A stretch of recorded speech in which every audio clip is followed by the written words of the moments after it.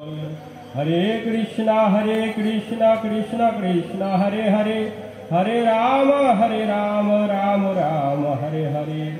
এই শ্লোক নাম 32 অক্ষর মহামন্ত্র, 16 নাম 32 অক্ষর মহামন্ত্র সাধিতে সাধিতে যবে প্রেম অঙ্কুর হবে, সাধ্য সদন তত্ত্ব জানিবে তবে। আপনে সবারে প্রভু করে উপদেশ, কৃষ্ণ নাম মহামন্ত্র শুনো হরি শেষ। हरे कृष्णा कृष्ण कृष्ण हरे हरे, हरे राम राम राम हरे हरे।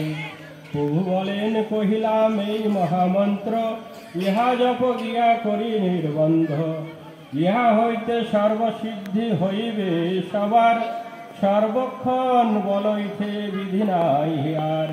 কি ভজনে কি শয়নে কি বা জাগরণে, অনিশি চিন্ত কৃষ্ণ বলহ বদনে। 10 মিলে নিজে দাঁড়েতে বসিয়া, করহ কীর্তন হাতে তালি দিয়া। সন্ধ্যা হইলে আপন দ্বারে সবে মিলি, করহ কীর্তন হাতে তালি দিয়া। এই মতো নগরে নগরে সংকীর্তন করিলেন শ্রী শচীর নন্দন। সর্বদা শ্রীমুখে হরে কৃষ্ণ হরে হরে বলিতে আনন্দ ধারা নিরবিত ঝরে। কৃষ্ণ নাম মহামন্ত্র এই তো স্বভাব, যে জপে কৃষ্ণ তার হয় উপযোগ ভাব। গৌর যে শিখাইল নাম সেই নাম গাও, অন্য নামের সব মাহাত্ম্য এই নামে পাও। তাহলে মহাপ্রভু কি বলছেন? এই কলিহত জীবকে হাতে তালি দিয়ে নিজের দ্বারেতে বসে সকলে মিলে 10 মিলে সন্ধ্যা হইলে এই হাতে তালি দিয়ে কীর্তন করতে। কেন এই হাতে তালি দিলে কি হয়? দেখুন, মহাপ্রভু এই কলিহত জীবের উদ্ধার করার জন্য যে কৃষ্ণ নাম প্রদান করেছেন এবং এই হাতে তালি দিয়ে যে কৃষ্ণ নাম করতে বলেছেন, তো এই হাতে তালি দিলে পরে আমাদের বহু রোগ থেকে আমরা মুক্তি পেতে পারি। দেখুন, যারা নিরামিষ আহার করেন এবং আমিষ আহার যারা করেন তাদের মধ্যে অনেক রোগ কম থাকে। দেখুন, আপনারা হসপিটালে যখন যাবেন, মহাপ্রভু এই যে বললেন হাতে তালি দিয়ে নিজের দ্বারেতে বসে 10 মিলে কীর্তন করার জন্য।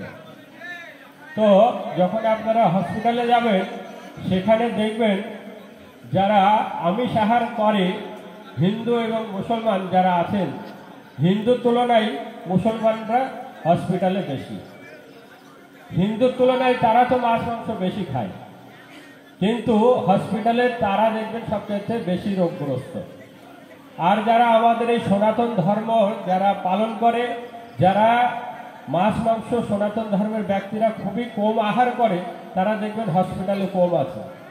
আর এই হসপিটালেও যে যারা দেখবেন নিরামিষ আহার করেন, এই যে আমার মতো এইরকম বেশভূষণ ধারণ করা আছে, আপনারা হসপিটালে গিয়ে ভালো করে খেয়াল করে দেখবেন যে এই রকম বেশভূষণ ধারণ করা ব্যক্তি কয়জন হসপিটালে ভর্তি আছে। তো নিরামিষ আহার করলে পরে বহু রোগ থেকে আপনারা মুক্তি পাবেন।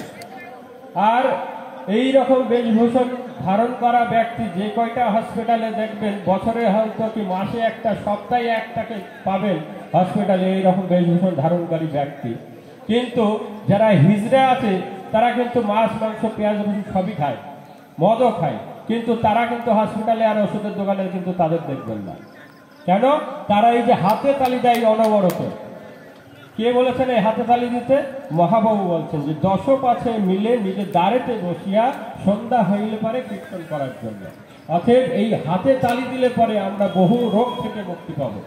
এই জন্য সকলে হাতে তালি দিয়ে কৃষ্ণ নাম নিজের গৃহেতে করবেন। এবং আমরা সনাতন ধর্মের ব্যক্তি, আমাদের সকলকে সেই মহাপ্রভুর ধর্ম, মহাপ্রভুর বাণী আমাদেরকে নিজের জীবনে আচরণ করে সকলকে শেখাতে হবে।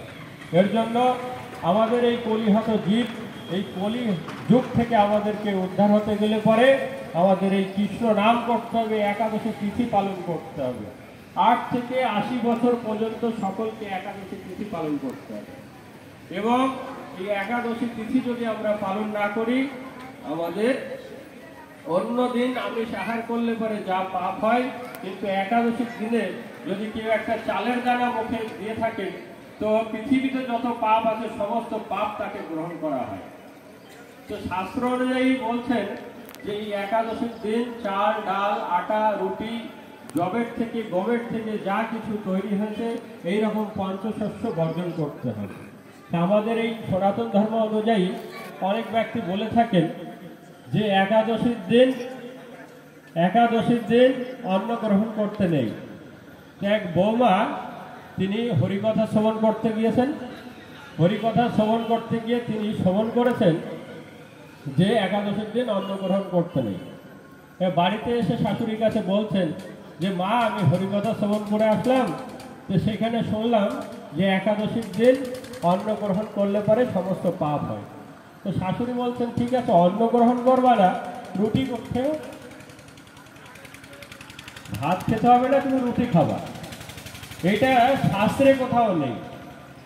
সেই বাড়ির গৃহকর্তা শাশুড়ি যে বিধান দিয়েছেন সেই মতো একাদশীর দিনে অনেকে রুটি আহার করে থাকে, কিন্তু একাদশীর দিন শাস্ত্রে কোথাও লেখা নেই যে একাদশীর দিন রুটি, ছোলার ডাল এসব খাওয়া যাবে। তো আমাদেরকে একাদশীর দিন অন্যান্য দিন মাছ মাংস খেলে যতটুকু পাপ হয়, একাদশীর দিন শুধু একটা চালের দানা গ্রহণ করলে পরেই আমাদের সমস্ত পাপ হয়ে থাকে। পৃথিবীতে যত পাপ আছে সমস্ত পাপ আমাদের হয়ে থাকে। এই জন্য সকলে চেষ্টা করবেন একাদশীর দিন সর্ষের তেল এবং পঞ্চশস্য গ্রহণ না করে একাদশী সকলে পালন করার জন্য। অনেকে মনে করেন যে একাদশীর দিন যারা শুধু বিধবা আছে তারাই একাদশী পালন করবে। আমাদের সনাতন ধর্মের মধ্যে কত ভুলটুকি আছে। যারা মনে করেন যে একাদশীতে যারা বিধবা আছে তারা একাদশী পালন করবে। আবার অনেকে বলে থাকেন যে স্বামী স্ত্রীতে উভয়ে দুইজনায় একাদশী তুলতে হয়, তারপরে একাদশী আবার একা একাও করা যায়। প্রথম অবস্থায় স্বামী স্ত্রীতে দুইজনে একসাথে জুটিতে একাদশী করতে হয়। তো শাস্ত্র অনুযায়ী এরকম নেই। আপনারা শাস্ত্র পড়ে দেখবেন, শাস্ত্রে বর্ণন করা আছে 8 থেকে 80 বছর পর্যন্ত সকলে একাদশী তিথি পালন করার জন্য। তাহলে 8 বছরে কে বিবাহ করে? যদি স্বামী স্ত্রীতে দুইজনে একসাথে জুটিতে একাদশী করতে হয় তাহলে 8 বছরে কে বিবাহ করেছিল? তো অতএব সকলেই 8 থেকে 80 বছর বয়স পর্যন্ত সকলেই একাদশী করবেন এবং একাদশীতে আটা, ছোলার ডাল এইসব বাদ দিয়ে আপনারা সকলে একাদশী করবেন শাস্ত্র মতে। তো শাস্ত্রে যেটা আছে সেই মতো চলতে হবে। বাড়ির যে গৃহকর্তা সে যে বিধান দিয়েছে সেই বিধানে আমাদের কোনো কাজ হবে না। শাস্ত্রে যে বিধান দিচ্ছে সেই মতো আমাদেরকে চলতে হবে। আমরা যদি এই পৃথিবীতে যত দেব দেবতা আছে সমস্ত দেব দেবতার যদি পূজা করি তাতেও আমাদের কোনো লাভ হবে না। কেন? এই কলিহত জীবকে উদ্ধার হওয়ার জন্য আমাদেরকে শুধু একমাত্র এই কলিযুগে হরিনাম আর একাদশী তিথি পালন আর ভগবানকে নিবেদন করে সেই প্রসাদ আমাদেরকে গ্রহণ করতে হবে। আমরা যদি মনে করে আমাদের হিন্দু সনাতন ধর্মে অনেক ব্যক্তিরা বলে থাকেন যে মুসলমানদের মধ্যে এক আল্লাহ আছে, কোথাও লাগলে পরে কাটলে পরে তারা আল্লাহকে স্মরণ করে, কিন্তু আমাদের মধ্যে 33 কোটি দেবতা আছে, কাকে ছুঁয়ে আমরা কাকে স্মরণ করব? কিন্তু শাস্ত্র অনুযায়ী বলছেন 33 কোটি শব্দের অর্থে 33 প্রকার দেবতা, 33 প্রকার দেবতা আছে। তো সেই 33 প্রকার যে দেবতা আছে 33 প্রকারের মধ্যে শাস্ত্র অনুযায়ী বলছেন যে 11 জন হচ্ছে রুদ্র, 12 জন আদিত্য এবং এই 33 কোটি দেবতার মধ্যে 11 জন রুদ্র এবং 12 জন অশ্বিনী এবং 8 জন বসু আর 2 জন সদত কুমার। তো এই যে 33 প্রকার দেবতা, এই 33 প্রকারের 33টা ভালো পদের দেবতা আছে। তো এই কলিহত জীবকে উদ্ধার হতে গেলে পরে একমাত্র আমাদের এই সনাতন ধর্মে কলিহত জীবকে উদ্ধার করার জন্য শ্রী নন্দসুত হরি কলিযুগে আইলেন গুরুরূপ ধরি। তা আমাদের সকলকে এই কৃষ্ণ নাম করতে হবে। তো শাস্ত্রে সেই ভগবান শ্রীকৃষ্ণ দ্বাপর যুগে অর্জুনকে গীতার জ্ঞান প্রদান করেছেন। দ্বাপর যুগে ভগবান শ্রীকৃষ্ণ অর্জুনকে গীতার জ্ঞান প্রদান করছেন। করার পরে তিনি দেখছেন এই কৃষ্ণ নাম কেউ গ্রহণ করছে না, শাস্ত্র অনুযায়ী কেউ পালন করছে না। তখন সেই নন্দসুত হরি কলিযুগে আইলেন গুরুরূপ ধারণ করি। তো গীতার মধ্যে 700 শ্লোক ভগবান দান করেছেন। দান করে যখন দেখছেন যে এই কলিহত জীব ফিরে আসছে না, বারবার ভগবান শ্রীকৃষ্ণ গীতার মধ্যে শ্লোকের মধ্যে বর্ণন করেছেন যে হে কলিহত জীব, তুমি এই আমার কাছে ফিরে আসো, ফিরে আসো, বারবার বলছেন। কিন্তু এই কলিহত জীব নানান দিকে মগ্ন হয়ে আছে। কে সংসারের জন্য, কে সংসারের মধ্যে ইনকাম করার জন্য নানান কাজের মধ্যে লিপ্ত আছে, কিন্তু হরি ভজন কেউ করছে না। তো অতএব ভগবান শ্রীকৃষ্ণ সেই নন্দসুত হরি কলিযুগে আইলেন গুরুরূপ ধারণ করি। তাই এই গুরুরূপ ধারণ করে তিনি সেই দাপর যুগে যে 700 শ্লোক প্রদান করেছিলেন, যে সেই 700 শ্লোকের মধ্যে চৈতন্য মহাপ্রভু মাত্র 8টা শ্লোক দিলেন। যে এই কলিহত জীবকে উদ্ধার হওয়ার জন্য মাত্র 8টি শ্লোক মহাপ্রভু দিয়েছেন, যে শিক্ষা অষ্টক শ্লোক। অতএব আমাদেরকে সেই 8টা শ্লোকের মধ্যে মহাপ্রভু যে গীতার জ্ঞান প্রদান করেছেন সেই জিনিসগুলো আমরা গ্রহণ করতে হবে।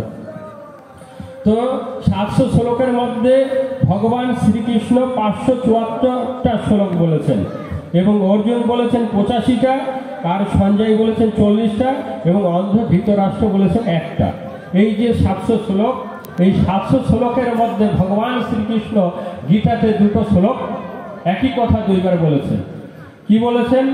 মনমনা ভাব মদভক্তি মজ্জা জীবন নমস্কুরু মমে বৈশ্বাসী সত্যং তে প্রতিজানি প্রিয়হসি মে। অতএব বলছেন যে মনমনা ভাব মদভক্তি মজ্জা জীবন নমস্কুরু মমে বৈশ্বাসী সত্যং তে প্রতিজানি প্রিয়হসি মে। বলছেন তুমি আমাকে চিত্ত অর্পণ করো, আমার ভক্ত হও, আমাকে পূজা করো এবং আমাকে নমস্কার করো, তাহলে তুমি আমাকে অবশ্যই প্রাপ্ত করবে। এর জন্য আমি তোমার কাছে সত্য প্রতিজ্ঞা হচ্ছি, যেহেতু তুমি আমার অতি প্রিয়।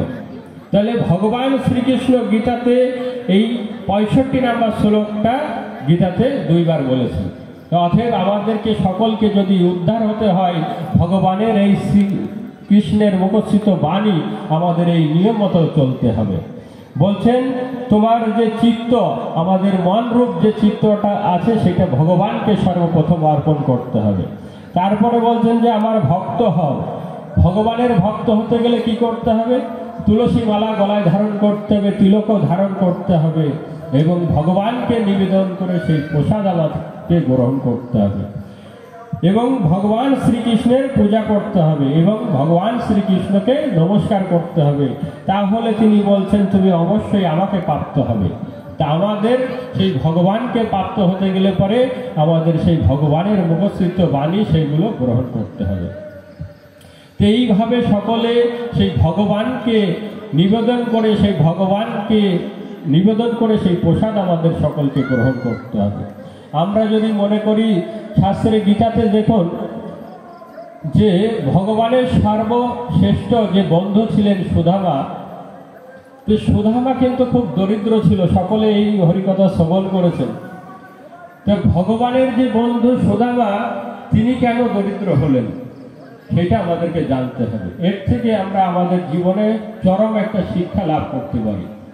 তো সুদামা এবং কৃষ্ণ যখন গুরুগৃহে পড়াশোনা করতেন, তো তখন গুরুমাতা বলেছিলেন যে আগামী দিন রন্ধনের জন্য কিছু কাঠ সুদামা ও কৃষ্ণ তোমরা বনে গিয়ে কিছু কাঠ নিয়ে আসো। তো গুরুমাতা 2টি খাবারের পটলি এক কৃষ্ণকে এবং সুদামাকে দিয়েছিলেন। তো খাবারের সেই পুটলি নিয়ে যখন বনে গেলেন তারা কাঠ আনার জন্য, তো সেখানে কাঠ আনতে গিয়ে ভগবান শ্রীকৃষ্ণ নিজের এই খাবারের পুটলিটা সুদামার কাছে দিয়েছিলেন, যে সুদামা আমার এই খাবারটা আমি তোমার কাছে সঞ্চিত রাখছি, তুমি আমাকে পরে দেবে। দুজন দুদিকে যখন কাঠ আনতে গেলেন তখন ঝড় বৃষ্টি তুফান হলো। দীর্ঘ সময় সেই ঝড় বৃষ্টির মধ্যে দুজন দুই দিকে আটকে আছেন। এই মতো অবস্থায় দীর্ঘ সময় অতিবাহিত হয়েছে। সুদামা এবং কৃষ্ণের ক্ষুধা লেগেছে। তখন সুদামার কাছে যে খাবারের পুটলিটা সঞ্চিত ছিল ভগবান শ্রীকৃষ্ণের, এবং নিজের খাবারটাও একটু একটু করে যখন তিনি গ্রহণ করলেন, পরবর্তীতে যখন ঝড় বৃষ্টি ছাড়ছে না, তখন ভগবান শ্রীকৃষ্ণের সেই খাবারের থেকেও একটু একটু করে সেই সুদামা পুরোটাই গ্রহণ করে নিলেন। ঝড় বৃষ্টি থামার পরে যখন একত্রিত হলেন ভগবান শ্রীকৃষ্ণ আর সুদামা, তখন ভগবান শ্রীকৃষ্ণ সুদামাকে বলছেন, সুদামা, আমার যে খাবারের পুটলিটা তোমার কাছে সঞ্চিত আছে, তুমি সেই খাবারটা আমাকে দাও। তখন সুদামা বলছেন যে আপনার যে খাবারটা আমার কাছে ছিল, আমি নিজের খাবারটাও একটু একটু করে গ্রহণ করে নিয়েছি, আর তোমার সেই খাবারটাও আমি নিয়ে নিয়েছি। তখন ভগবান শ্রীকৃষ্ণ বললেন যে আমার বস্তু যে আমাকে না দিয়ে খায় সে হচ্ছে দরিদ্র। তাহলে দেখুন, ভগবানের প্রিয় বন্ধু সুদামা, সে ভগবানকে না দিয়ে খাবার জন্য তিনি কিন্তু দরিদ্র ছিলেন। আর আমরা প্রত্যেকটা মুহূর্তে নিজে আহার করছি ভগবানকে না দিয়ে, তাহলে আমাদের অবস্থা কি হবে? আমরা যখন মায়ের গর্ভে উল্টে ছিলাম, মাথা নিচের দিকে, পাটা উপর দিকে, তখন ভগবান শ্রীকৃষ্ণের কাছে কথা দিয়ে এসেছিলাম যে ভগবান, এই আমাকে মায়ের অন্ধ কারাগার থেকে তুমি রক্ষা করো, আমি এই পৃথিবীতে এসে তোমার নাম গুণগান করব। কিন্তু এখানে এসে এই মায়ার বন্ধনে পড়ে, সংসারের মধ্যে পড়ে কজন আমরা সেই কথাটা রেখেছি? কজন আমরা সেই ভগবানের নাম গুণগান করছি? আমরা সেই কৃষ্ণ নাম ভুলে গিয়েছি, যেটা আমাদের সেই আসার সময় লেগেছে কৃষ্ণ নাম, যাবার সময় সেই কৃষ্ণ নাম। অতএব আমরা সেই কৃষ্ণকে ভুলে যাওয়ার জন্য আমাদের এত অপরাধ হচ্ছে, এবং প্রত্যেকটা মুহূর্তে ভগবানকে না দিয়ে খাবার জন্য আমাদের ভগবান শ্রীকৃষ্ণ বলছেন, এই পৃথিবীর সর্বত্র সমস্ত কিছু আমার, আমার বস্তু যে আমাকে না দিয়ে গ্রহণ করে সেটা হচ্ছে চুরি করে খাওয়া। অতএব আমাদের সেই ভগবানকে নিরামিষ আহার করতে হবে, ভগবানকে নিবেদন করে সেই ভগবানের প্রসাদ গ্রহণ করতে হবে। যদি আমরা মনে করি যে আমাদের এখান থেকে উদ্ধার হতে হয়, তো আমাদের এই সনাতন ধর্মের ব্যক্তি যে ছোট ছোট বাচ্চা আছে, তাদেরকে এখন থেকে কৃষ্ণ ভক্তি পথে অগ্রসর হতে হবে। নিজেদের সেই সন্তানদেরকে ছোটবেলার থেকে, অন্নপ্রাশনের দিন থেকে মানুষ যতদিন না মারা যাচ্ছে ততদিন পর্যন্ত গলায় তুলসী মালা থাকার নিয়ম। কিন্তু আমরা আমাদের সন্তানদেরকে কতটুকু ভালোবাসি? আমরা এই সনাতন ধর্মের সম্বন্ধেই আমাদের সন্তানদেরকে জানাতে শিখিনি। তা আমরা যখন ধর্মের কথা শিখব, ভগবানকে চেনার আগে নিজের পিতা মাতাকে আগে শ্রদ্ধা ভক্তি করতে হবে। শাস্ত্রে বলছেন যে নিজের পিতা মাতাকে না শ্রদ্ধা ভক্তি করলে পরে ভগবানও তার প্রতি সন্তুষ্ট হন না। এই জন্য সেই শাস্ত্রের মতে আমাদেরকে চলতে হবে। তো শাস্ত্রে বলছেন নিজের পিতা মাতাকে কিভাবে শ্রদ্ধা ভক্তি করতে হয় সেটা শিখিয়েছেন শাস্ত্রে। ভগবান শ্রীকৃষ্ণ নারদ মুনিকে বলছেন পঞ্চমহাযজ্ঞ গ্রন্থের মধ্যে, যে আমরা আমাদের সন্তানকে, আমরা পিতামাতা হয়েছি, নিজের সন্তানকে কতটুকু ভালোবাসি এবং ভালোবাসা মানে কি সেটা আমাদেরকে জানতে হবে। আমরা আমাদের সন্তানকে যে অন্নপ্রাশন এবং কোনো জন্মদিন হয়, সেই জন্মদিনের দিন কি করি? বন্ধু বান্ধব, আত্মীয় স্বজন, পাড়া প্রতিবেশী সবাইকে নেমন্তন্ন করে মাছ, মাংস, পেঁয়াজ, রসুন নিয়ে এসে সমস্ত রান্না আদি করে সেই সন্তানের উদ্দেশ্য যে দান করা হচ্ছে। অতএব ওই যে আমিষ আহার সেই সন্তানের উদ্দেশ্যে যত কিছু দেওয়া হচ্ছে, সব পাপ সেই সন্তানের মাথার উপরে চাপিয়ে দেওয়া হচ্ছে। যত জীব হত্যা হয়েছে সব জীব হত্যার পাপ ওই সন্তানকে দিয়ে দেওয়া হচ্ছে। যদি কথাটা আপনাদের মনে হয় যে আমি ভুল বলছি, শাস্ত্রে মিলিয়ে দেখবেন। শাস্ত্রে বলছেন যে সেই সন্তানের যদি আত্মকল্যাণ করতে হয়, পরমান্ন যাকে পায়েস বলে, সেই পায়েস রান্না করে তাতে একটু ঘি দিয়ে ভগবানকে নিবেদন করে এবং তুলসী পাতা দিয়ে ভগবানকে নিবেদন করে সেই সন্তানকে দান করতে হয়, এবং ভগবানকে ধূপ দীপ দিয়ে আরতি করে সেই সন্তানকে দেখাতে হয়, তাহলে তার আয়ু বৃদ্ধি হয়। কিন্তু তার জন্মদিনের দিন আমরা কি করছি? মাছ, মাংস সমস্ত কিছু সেই সন্তানের উদ্দেশ্যে দিচ্ছি। আমরা মা বাবার হওয়ার যোগ্য না। মনে করি হাজার হাজার লোকজনকে আমার সন্তানের উদ্দেশ্যে নেমন্তন্ন করলাম, খাসির মাংস খাওয়ালাম, 750 টাকা কেজি, খুব ভালো জন্মদিন পালন করলাম। হলো না, নিজের সেই সন্তানকে নরকের দিকে পতিত করা হলো। তো তো শাস্ত্রে বলছেন যে ভগবানকে চেনার আগে, ভগবান তো বহু দূরের বস্তু, তাকে চেনার আগে নিজের যে মা বাবা জন্ম দিয়েছেন সেই পিতামাতাকে কিভাবে শ্রদ্ধা ভক্তি করতে হয় ভগবান শ্রীকৃষ্ণ শিখিয়েছেন। গীতা পড়বেন, ভাগবত পড়বেন এবং হরিকথায় যাবেন, তাহলে শুনতে পারবেন এবং জানতে পারবেন যে ভগবান শ্রীকৃষ্ণ কিভাবে নিজের পিতামাতাকে শ্রদ্ধা ভক্তি করতে শিখিয়েছেন। এক সময় ভগবান শ্রীকৃষ্ণের পিতা নন্দ মহারাজ যখন খাজনা দিতে যাবেন, কর দিতে যাবেন কংসকে, তখন গোপালকে বলছেন, গোপাল বাবা আমার পাদুকাটা ওখানে আছে, বাবা একটু নিয়ে আসো তো। তা ভগবান শ্রীকৃষ্ণ পিতার সেই খড়ম এবং পাদুকা একটা মাথায় নিলেন আর একটা বুকে করে নিয়ে এসেন সেই নন্দ মহারাজের পিতার সামনে দিলেন। আর আমরা যদি, আপনাদের সন্তানরা তো খুব ভক্তিমান, ছোটবেলার থেকে শিক্ষা প্রদান করেছেন, আমাদের সন্তানকে যদি বলা যায় বাবা আমার চটিটা ওখানে আছে নিয়ে এসে দাও তো, সে পা দিয়ে পড়ে আমার সামনে এসে খুলে দেবে, এ নাও বাবা তোমার চটি। তো ভগবান শ্রীকৃষ্ণ শিখিয়েছেন যে পিতা এবং মাতাকে কিভাবে শ্রদ্ধা ভক্তি করতে হয়, তো সেইগুলো শাস্ত্র পড়লে পরে আমরা জানতে পারবো। তো ভগবান শ্রীকৃষ্ণ আমরা যে নিজের পিতা মাতাকে কিভাবে প্রণাম করতে হয়, কিভাবে শ্রদ্ধা করতে হয় সেইটুকুই জানি না, এবং ভগবানকে কিভাবে পূজা করতে হয়, দেবতাদেরকে কিভাবে পূজা করতে হয়, কোন দেবতাকে কিভাবে প্রণাম করতে হয়, পিতা মাতাকে কিভাবে প্রণাম করতে হয় সেইটাই আমরা শিখিনি। শাস্ত্রে ভগবান শ্রীকৃষ্ণ পঞ্চ মহাযজ্ঞ গ্রন্থের মধ্যে নারদ মুনিকে শিখিয়েছেন এবং বর্ণন করেছেন যে কিভাবে নিজের পিতামাতাকে শ্রদ্ধা ভক্তি করতে হবে। আমরা যদি মনে করি এই কিছুদিন আগে যে কুম্ভ স্নান হলো, বহু বহু ব্যক্তিরা গিয়েছেন, ওখানে গেলে পরে ওই স্নান করলে পরে বহু পাপ ক্ষয় হয়েছে, কিন্তু শাস্ত্রে এই মাহাত্ম্যটা শ্রবণ করে দেখুন যে কার কার সেই ওখানে স্নান করে পাপ ক্ষয় হয়েছে। পঞ্চমহাযজ্ঞ গ্রন্থের মধ্যে ভগবান শ্রীকৃষ্ণ বলছেন যে নিজের পিতামাতাকে শ্রদ্ধা ভক্তি করে না, সে যদি এই পৃথিবী সারা ব্রহ্মাণ্ড পরিক্রমা করে তবুও তার কোনো ফল লাভ হবে না। নিজের পিতামাতাকে যে পূজা আদি করে না, ভগবান শ্রীকৃষ্ণ বলছেন নিজের পিতামাতাকে আগে শ্রদ্ধা ভক্তি করুন, শিখান নিজের সন্তানদেরকে। তারপরে তো আমরা যখন মায়ের গর্ভে ছিলাম ভগবানকে কথা দিয়েছিলাম যে ভগবান এই অন্ধ কারাগার থেকে তুমি আমাকে মুক্তি দাও, আমি তোমার নাম গুণগান করব।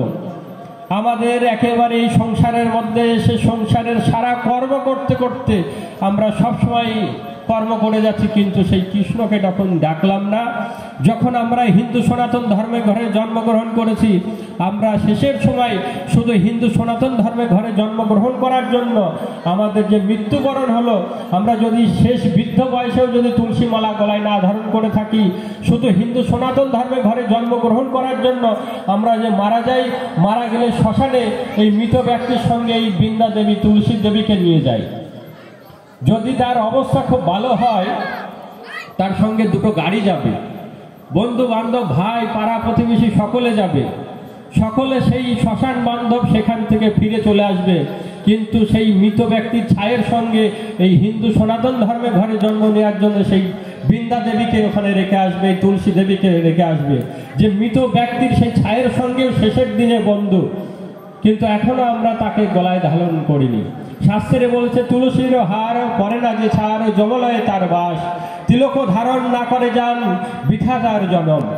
এই তিলক যে ধারণ করে না তার বৃথা জনম, তুলসী মালা যে পরে না তার যমলয়ে বাস।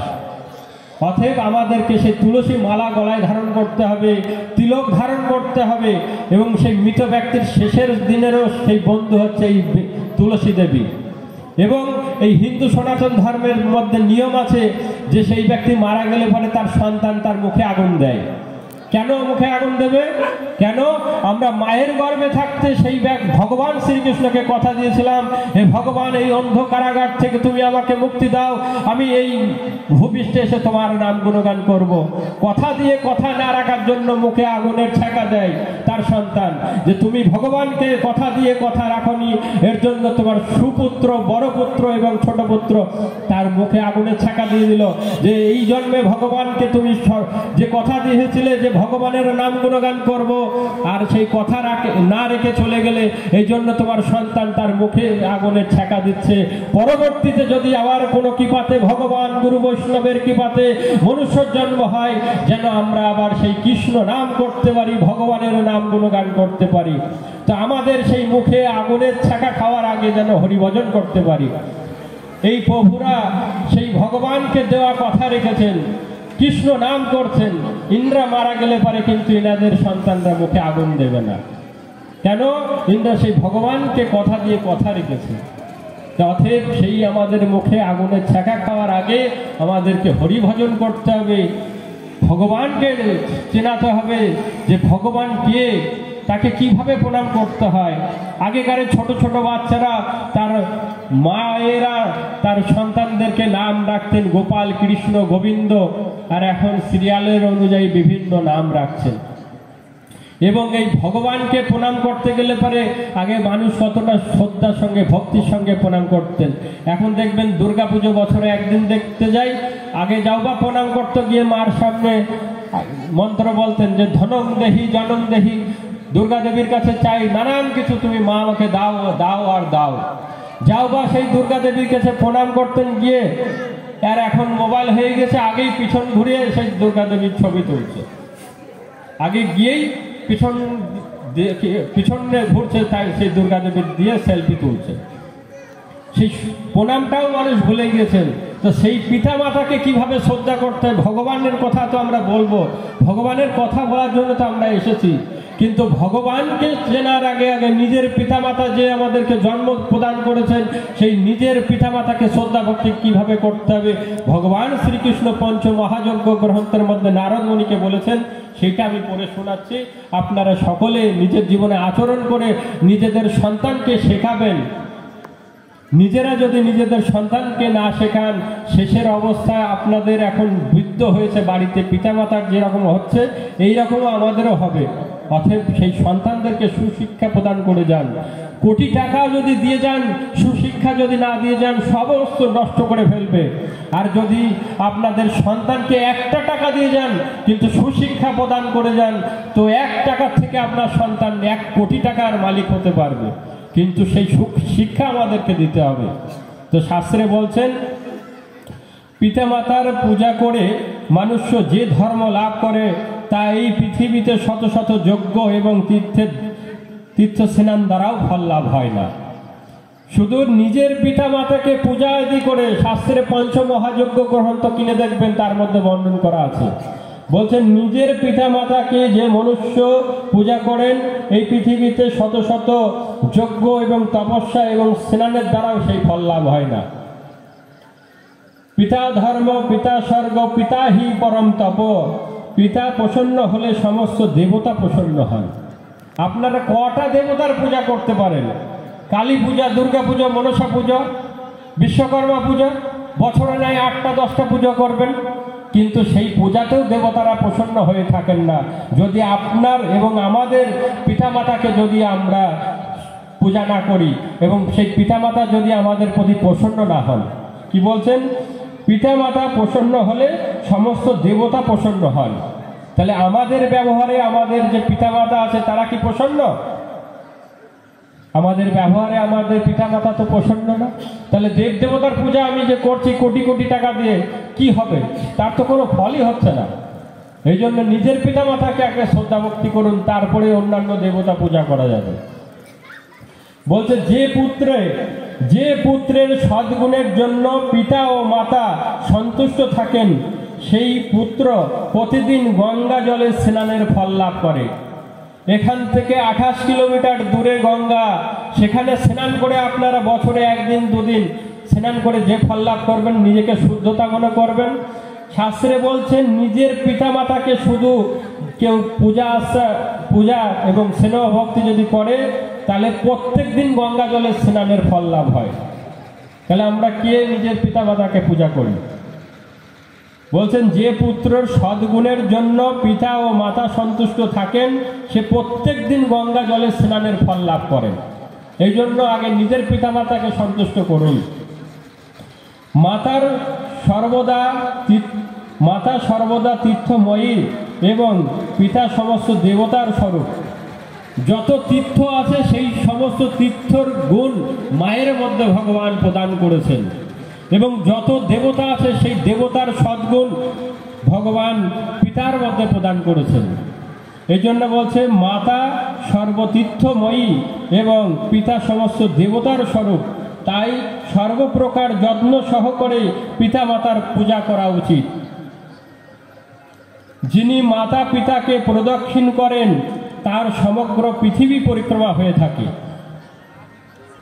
আমাদের এই যে কিছুদিন আগে কুম্ভ স্নান গেল, কতজন না ব্যক্তি স্নান করতে গেছেন, সারা বিশ্ব ব্রহ্মাণ্ড না কতজন ব্যক্তি পরিক্রমা করছেন, কিন্তু যে ব্যক্তি নিজের পিতামাতাকে পরিক্রমা করে না তার সমস্ত পরিক্রমা বৃথা যায়, পরিক্রমা বৃথা যাচ্ছে এবং নষ্ট হচ্ছে।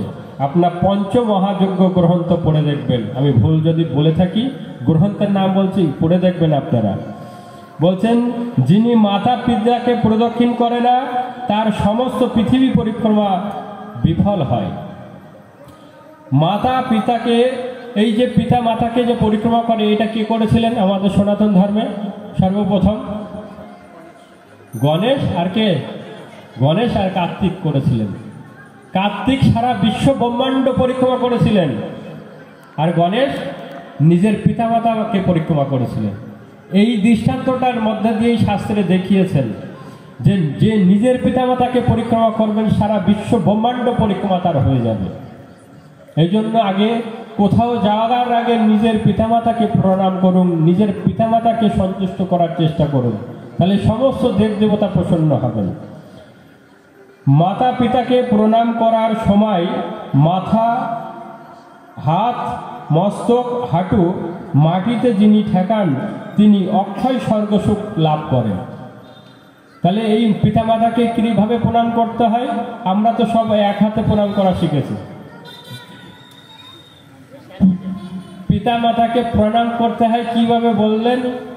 যে এই পিতামাতাকে প্রণাম করার সময় দুই হাত দিয়ে এবং এই মস্তকটা মাটিতে ঠেকাতে হবে এবং আমাদের হাঁটুটা মাটিতে ঠেকাতে হবে, যাকে বলে পঞ্চাঙ্গ প্রণাম। এই পঞ্চাঙ্গ প্রণাম নিজের পিতামাতাকে যদি করে অক্ষয় স্বর্গসুখ লাভ করা যায়।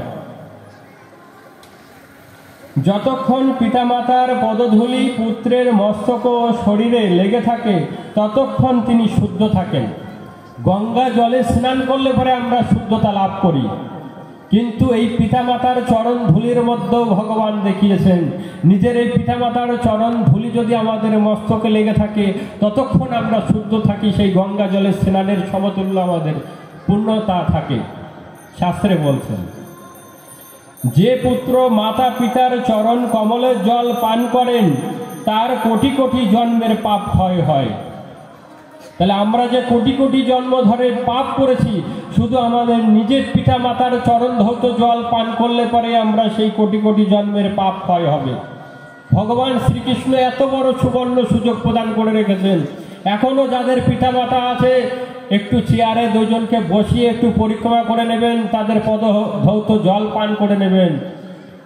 এই ছবিটা যখন সেই পিতামাতা চলে যাবে তখন আর ওই ছবিতে 10,000 টাকা কি 5,000 টাকা দামের সোনার মালা এবং রজনীগন্ধার মালা দিয়েও কোনো লাভ হবে না। এখন সেই পিতামাতা থাকতে থাকে তাদেরকে শ্রদ্ধা ভক্তি করতে শিখুন এবং নিজেদের সন্তান আছে তাদেরকে শেখান।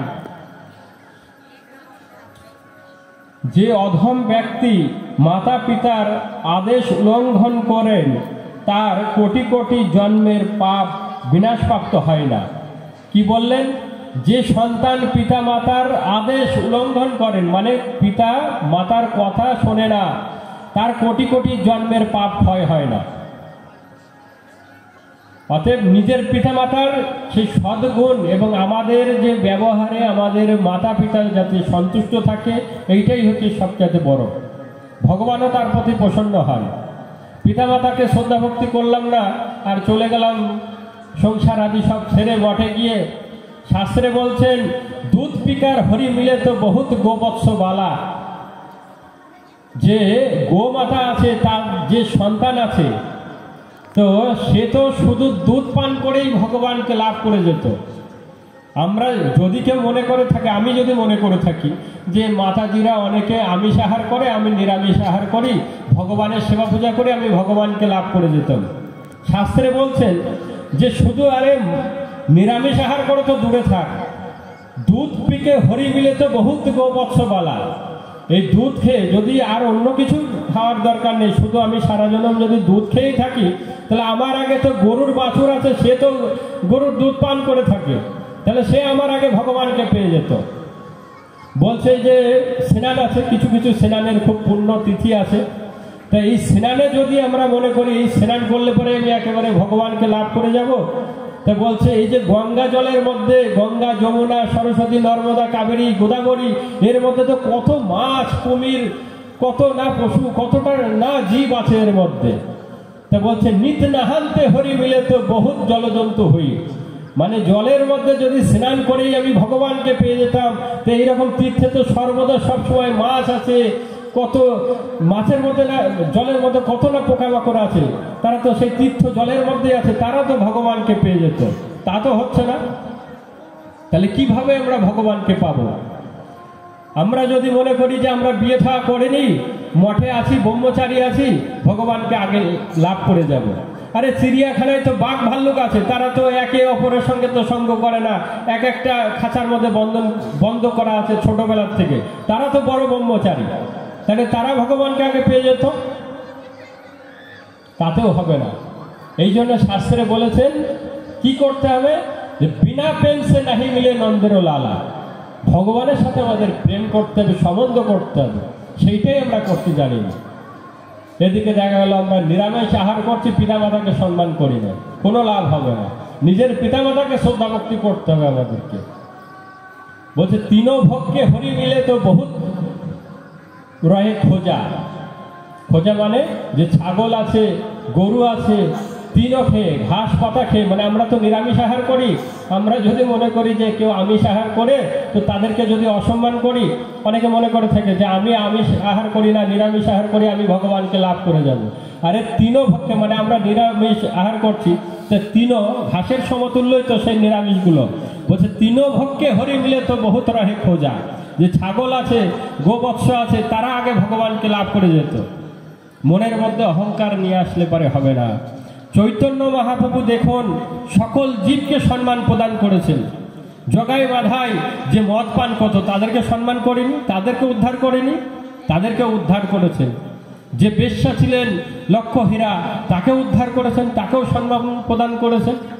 অতএব আমাদের প্রত্যেকটা জীবকে আমাদেরকে সম্মান প্রদান করতে হবে। কে মাছ মাংস খাচ্ছে না খাচ্ছে আমাদের দেখে কোনো লাভ নেই। তার যেদিন স্বীকৃতি হবে ভগবানের নাম গুণগানের, সেদিন না একদিন অবশ্যই আসবে। আপনারা সকলেই মায়াপুর মঠে গিয়েছেন, সেখানে দেখবেন অনেক ব্যক্তি, কম করে 500 ব্যক্তি একসাথে প্রসাদ গ্রহণ করে থাকেন, কিন্তু যখন হাত ধৌত করা হয় সেখানে 10 থেকে 12টা কল আছে হাত ধোয়ার জন্য। তাহলে 500 ব্যক্তি যদি সেখানে হাত ধোয় প্রসাদ পাওয়ার পরে, তা আমি যদি সর্বপ্রথম সেই হাতটা ধুয়ে নিলাম, তারপরে যাদের হাতে এঁঠোটা লেগে আছে আমি যদি বলি যে দেখো তো এদের হাতে কত নোংরা, হবে? তারাও তো লাইনে আছে, হাতটা ধোবে। অতএব আমি যদি মনে করি যে আমি নিরামিষ আহার করেছি আর এরা আমিষ আহার করে না, এদেরকে আমি ঘৃণা করব, হবে না। তারাও সেই লাইনে আছে, হাতটা ধোবে। অতএব আজ না হোক কাল হবে, অবশ্যই তারাও সেই একদিন না একদিন সেই ভগবান শ্রীকৃষ্ণের পাদ পদ্মে যেতে পারবে। কিন্তু মানুষকে কাউকে ঘৃণা করা যাবে না, শ্রদ্ধা করতে হবে, ভালোবাসতে হবে। চৈতন্য মহাপ্রভু দাপর যুগে ভগবান শ্রীকৃষ্ণের হাসি আর বাসি ছিল। ভগবান শ্রীকৃষ্ণের যত আলক্ষ্য দেখবেন তত ভগবান শ্রীকৃষ্ণ মধুর হাসি আর সুন্দর বাসি আছে।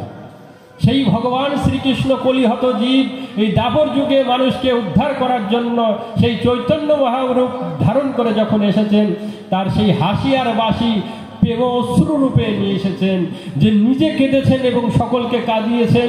এই কৃষ্ণ নামের মধ্যে কত যে আনন্দ আছে, যে এই কৃষ্ণ নামের মধ্যে ডুবেছে সেই জানে। এই জন্য শাস্ত্রে বলছেন এই কৃষ্ণ নামের মধ্যে কত আনন্দ, যে ডুবেছে সেই বুঝেছে, অন্যের বোঝা বড় দায়।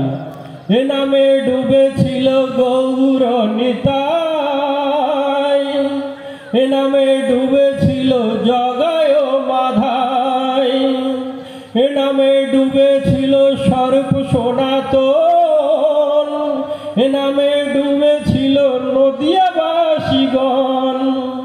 এ হরি নামে কি আনন্দ ডুবলে জানা যায়। এই হরি নামে আমাদেরকে ডুবতে হবে। এই হরি নামের মধ্যে যে কি আনন্দ আছে। এই কিছুদিন আগে দোল পূর্ণিমা গেল, সারা বিশ্বের থেকে সমস্ত ব্যক্তি যারা ভক্তি প্রেম যাদের মধ্যে আছে এসেছেন। কত না মানুষ ওখানে দেশ বিদেশ থেকে এসেছেন, খালি পায়ে হেঁটে এখানে নগর সংকীর্তনে পরিক্রমা করছেন।